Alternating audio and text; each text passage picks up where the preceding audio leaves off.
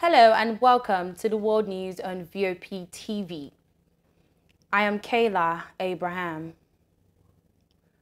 We begin in Myanmar and Bangladesh, where rescuers were working to evacuate people from flooded coastal areas battered by Cyclone Mocha. In Myanmar, they saved about 1,000 people trapped by seawater 3.6 meters deep. At least 5 deaths have been reported in Myanmar, but the true impact was not yet clear in one of Asia's least developed countries. According to a leader of the Rakhine Youth Philanthropic Association in Sittwe, strong winds injured more than 700 of about 20,000 people who were sheltering in sturdier buildings on the highlands of Sittwe townships such as monasteries, pagodas, and schools. He asked not to be named due to fear of reprisals from the authorities in the military-run country. He stated that seawater raced into more than 10 low-lying wards near the shore as Cyclone Mocha made landfall in Rakhine State on Sunday afternoon. Residents moved to roofs and higher floors while the wind and storm surge prevented immediate rescue. Water was still about 5 feet high in flooded areas on Monday morning, but rescues were being made as the wind calmed and the sun rose in the sky. He asked civil society organizations and authorities to send aid and help evacuate residents. Several injuries were reported in neighboring Bangladesh, which was spared the predicted direct hit. Myanmar's meteorological department said Mocha made landfall near Sittwe Township with winds blowing up to 209 kilometers per hour. According to the Indian Meteorological Department, by Monday morning, it was downgraded from its severe status and was steadily weakening over land. The State Administration Council issued disaster declarations for 17 townships in Rakhine State.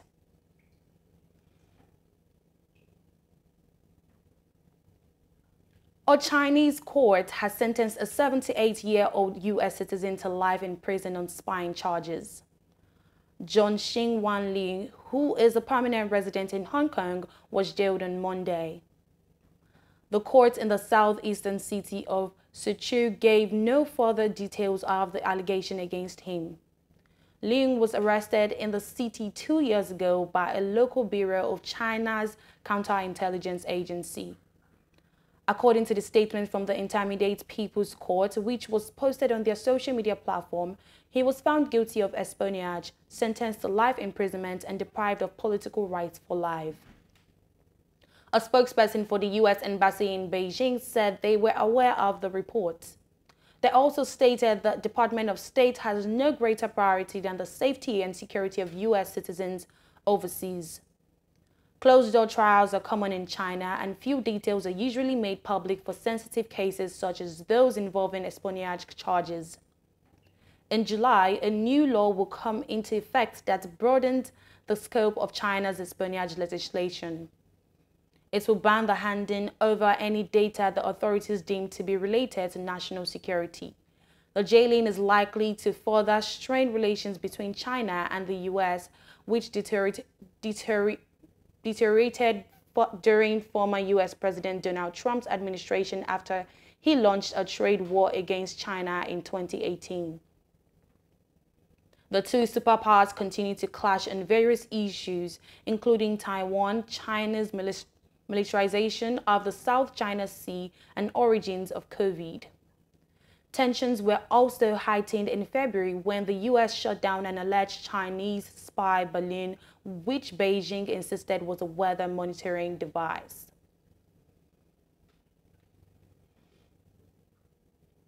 The Israeli army says a small surveillance drone crashed while operating over the Tulkarim refugee camp in the north of the occupied West Bank on Monday.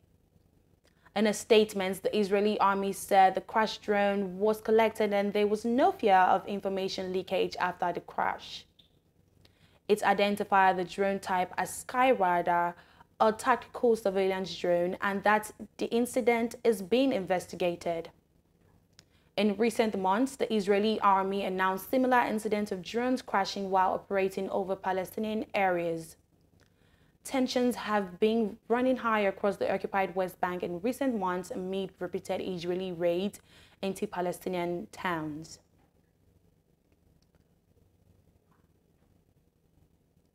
One of Kenya's oldest wild lions was killed by herders, and the government has expressed concern as 6 more lions were spared at another village on Saturday, bringing to 10 the number killed last week alone.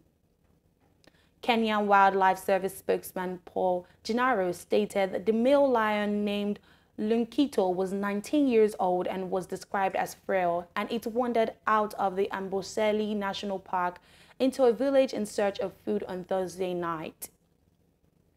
6 other lions from the same national park were spared by herders after they killed 11 goats in Imbrikani area, Kajiado County. The deaths brought to 10 the numbers of lions killed by herders last week in escalated human-wildlife conflict that has worried the government. Tourism Minister Penina Malonza met locals in Imbrikani area on Sunday and urged them not to spare wandering lions and to instead reach out to the Wildlife Service. The government and conservation groups have a compensation program for herders whose livestock is killed by wild animals.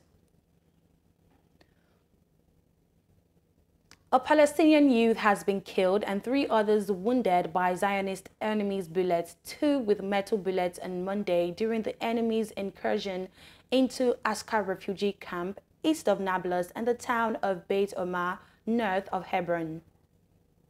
The Palestinian news agency WAFA quoted the director of ambulance and emergency at the Red Crescent in Nablus, Ahmed Jibril, said that 2 citizens were injured by live bullets during clashes with the occupation forces in the camp, and that one of them died later of his critical injury in the chest, while a woman was injured by glass fragment inside her house in the hand face. In a brief statement, Health Ministry stated that the young man, Saleh Mohammad Saleh Sabra, 22 years old, was killed after being shot with live bullets in the chest, and another was wounded with live bullets in the upper extremities. Large forces from Al-Adai army stormed Nablus from several axes, and violent confrontations broke out in the old Askar camp and the popular housing neighborhood in the city. With the rise of the young man in Askar camp, the death toll since the beginning of this year in the West Bank and Gaza Strip has risen to 152, including 33 martyrs in recent Israeli aggression on the Gaza Strip. In the same vein, 2 young men were wounded by rubber-coated metal bullets and dozens of civilians suffocated with toxic gas today on Monday during clashes with the Zionist enemy forces in the town of Beit Omar, north of Hebron. The media activist in Beit Omar, Muhammad Awad, said that the enemy forces stormed the town and clashes broke out during the rubber-coated metal bullet and poison gas bombs were fired, which led to the injury of 2 young men with metal bullets and dozens of suffocations.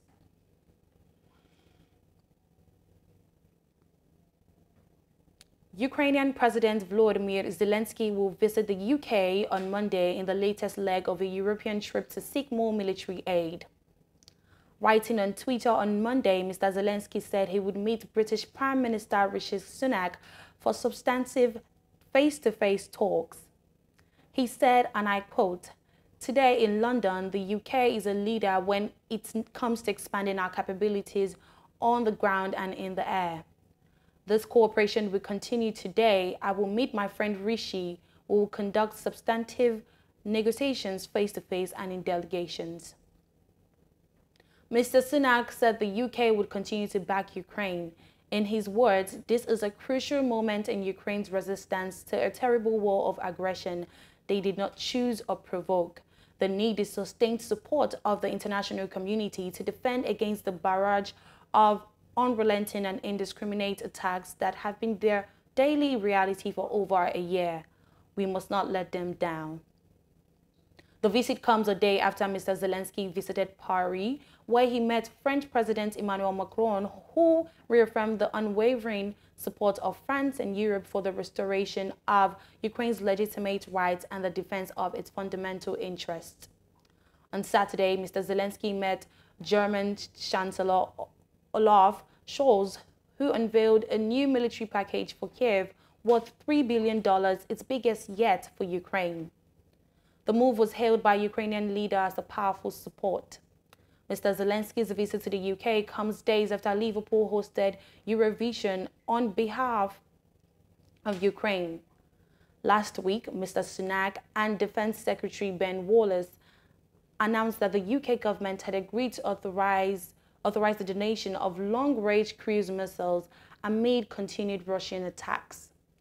The decision was warmly welcomed by Mr. Zelensky as a significant enhancement of Ukraine's efforts in the war. On Monday, Ukraine welcomed its troops' advances in areas near the frontline town of Bakhmut, the scene of the longest and fiercest fighting since Russia's invasion began. Oleksandr Syrskyi, commander of Ukraine's ground forces, said the advance of our troops in the Bakhmut direction is the first success of the offensive in the course of the operation to defend Bakhmut. Meanwhile, Britain has greeted Ukrainian President Volodymyr Zelensky on Monday with a promise of long-range attack drones on top of cruise missiles pledged last week as the Ukrainian leaders tour Europe, winning new arms for a counter-offensive against Russia. Zelensky met Prime Minister Rishi Sunak at the British leader's Chequers country residence, the first foreign leader Sunak has hosted there since taking office in October. Sunak's office said Sunak would confirm the provision of hundreds of air defense missiles and further unmanned aerial systems, including hundreds of new long-range attack drones with a range of over 200 kilometers. Sunak said in a statement that this is a crucial moment in Ukraine's resistance to a terrible war.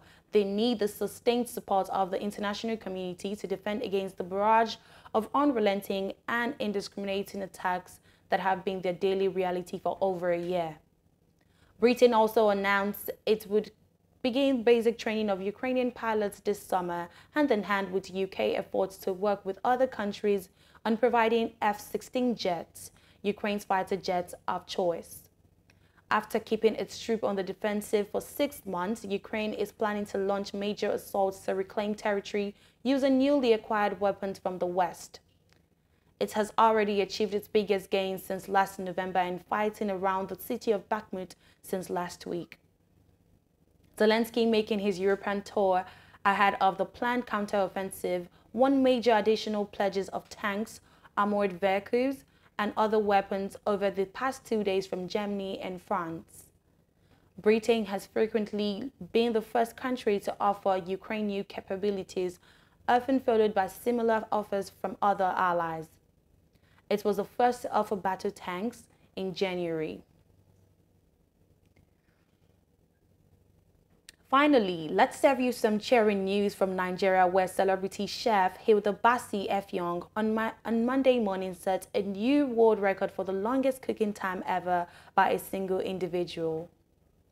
Hilda broke the record after she surpassed Indian chef Lata Tandon, who set a Guinness World Record for cooking for 87 hours and 45 minutes non-stop in 2019 to become the new Guinness World Record holder. Hilda Baci shattered Tandon's record on Monday, May 15 at 7:45 a.m.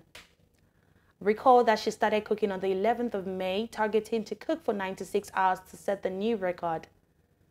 The project, tagged Cookathon, gained the support of many Nigerians, including politicians and celebrities. And that is a wrap on the world news on VOP TV. I am Kayla Abraham, and thanks for watching.